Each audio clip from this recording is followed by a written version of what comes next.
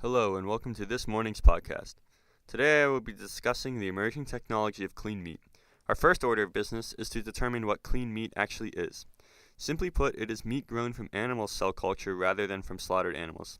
It is a form of cellular agriculture. And basically what its purpose is to replace the entire beef industry. So this meat will have the same exact nutrition value, texture, and taste that real meat has, just without having to use actual animals to get the meat.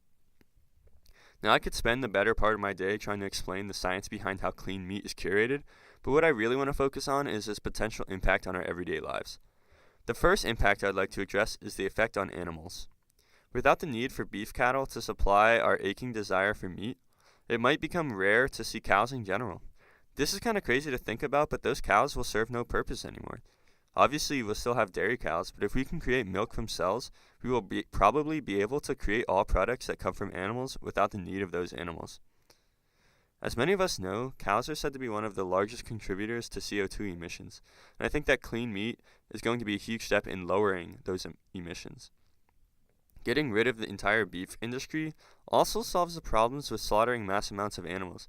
I think most of us tend to try and ignore the fact that countless numbers of animals are slaughtered every day, and I think many of us would agree that if there is a way to prevent the slaughtering, we should go ahead and take that option.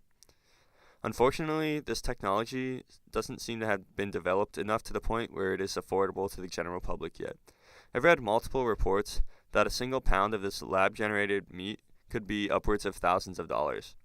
For any technology as complicated as this, though, you have to give it the benefit of doubt because the prices are hilariously high, but that's because millions upon millions of dollars are spent researching and developing it, even though the resources it takes to actually make the product might be cheap.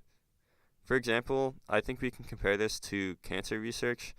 Whenever we discover the cure for cancer, the price of medication would probably be too expensive for most of the people affected by it to be able to afford it.